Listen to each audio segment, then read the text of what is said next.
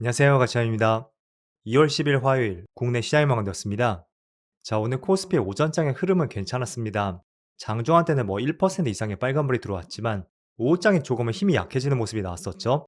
그래서 코스피는 전날과 거의 비슷하게 마무리가 되었고요. 그래도 5,300포인트를 살짝 돌파하면서 마무리되었습니다. 그리고 코스닥은 반대로 코스닥은 1% 빠지면서 오늘 전체적인 시장 흐름은 좋지 못했습니다. 그리고 시총 상위종들을 보면 일단 코스피 내에서는 반도체 관련주는 좋지 못했었고요. 방산도 좋지 못했었네요. 반면에 금융주의 흐름은 좋았었고요.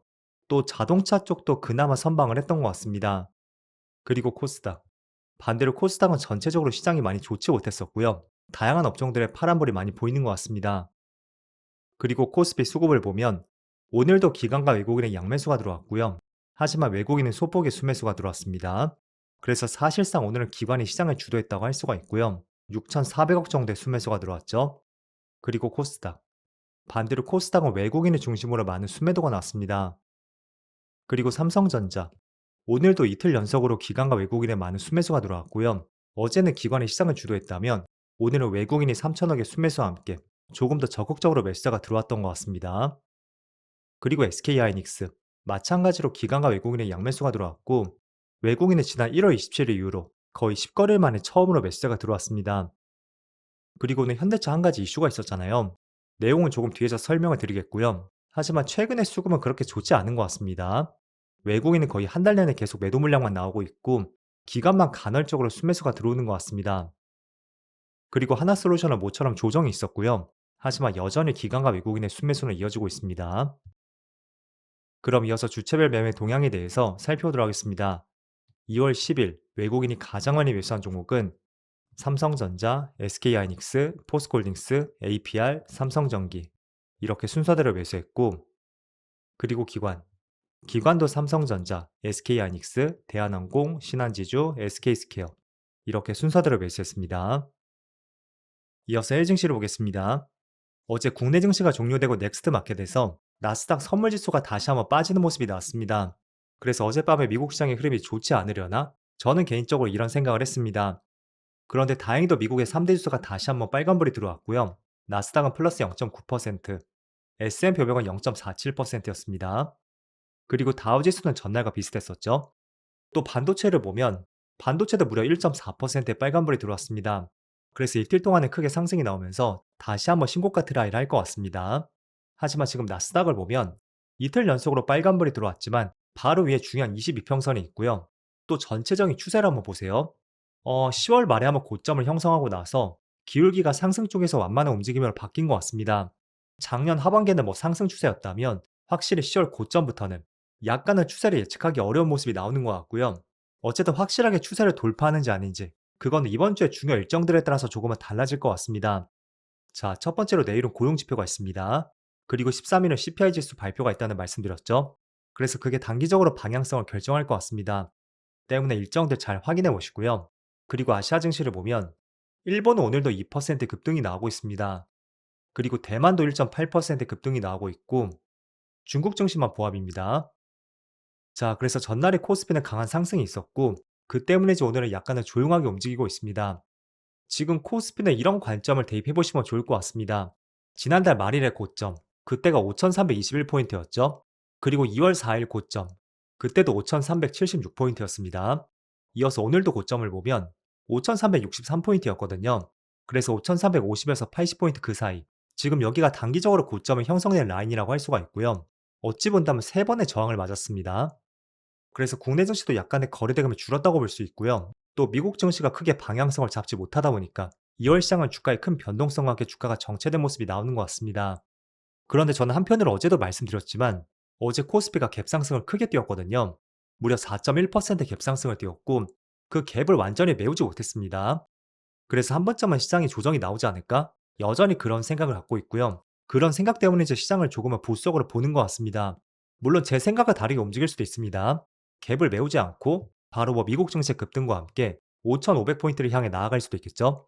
하지만 제 관점에서 코스피가 4%의 갭을 띄웠다는 것은 한 번쯤은 또 시장이 빠질 가능성도 염두를 해두고 있습니다. 그래서 이렇게 생각하는 사람도 있다 라는 정도로 이해를 해보시면 좋을 것 같습니다. 자, 그럼 오늘 거래대금 상위 종목들 한번 살펴보겠습니다. 일단 뭐 반도체 관련주를 많이 빠지지 않고 있지만 그래도 소폭의 파란불이 들어오고 있고요. 그리고 현대차는 한 가지 좋은 재료가 있었습니다. 하지만 오전장에만 조금 반응이 나오고 나서 다시 한번 주가가 빠지고 있습니다. 오늘 아침에 현대차가 구글의 웨이모 쪽으로 자율주행차 5만 대를 공급하겠다는 뉴스가 있었습니다. 그래서 자율주행과 로봇 분야로 지금 확장하고 있는데 오늘 기사가 최근에 정체되었던 현대차에 대해서 다시 한번 주가가 반응할 수 있는 좋은 기회가 될 수도 있었습니다. 하지만 약간의 시장이 정체되다 보니까 갭 상승을 하고 나서 다시 한번 빠지는 모습이 나오고 있습니다. 그렇지만 여전히 자율주행과 로봇 쪽에 대해서 기업 자체의 체질이 계속 변화하고 있으니까 언젠가는 다시 한번 반등이 나올 가능성도 충분히 있습니다. 그래서 그런 반등을 우리가 기대하기 위해서는 분명히 코스피 코스닥의 흐름이 굉장히 좋아야 됩니다. 어쨌든 1월 시장에 현대차가 좋았던 것도 코스피가 전반적으로 크게 달려주었기 때문에 그 안에서 좋은 흐름이 나왔던 것이고요. 그런 면에서 2월은 조금 시장이 정체되어 있잖아요. 때문에 오늘처럼 조금은 아쉬운 흐름이 나오는 것 같습니다. 자, 반면에 한원 시스템이 지금 16% 급등이 나오고 있어요. 며칠 전에 고점도 돌파했고 자칫하다가 작년 고점도 돌파할 가능성도 있어 보입니다. 일단은 한원 시스템만의 특별한 뉴스가 나온 것은 없습니다. 다만 조금 전에 현대차 이슈 있었죠. 그 재료를 한원 시스템이 가져가고 있다고 생각이 됐고 일단 이 기업에 대해서 간단하게 말씀드릴게요. 전체 매출의 50% 이상이 현대차 그룹주에서 나옵니다. 그리고 자동차 열관리 시스템을 주력을 하는 기업이죠. 때문에 배터리 열관리와 에너지 효율 관련 기술을 가지고 있고 그런 면에서 현대차의 이슈를 같이 가져가고 있지 않나 저는 그렇게 판단하고 있습니다. 어쨌든 이 종목은 작년에 특별한 반응이 나오지 않았던 종목이었습니다.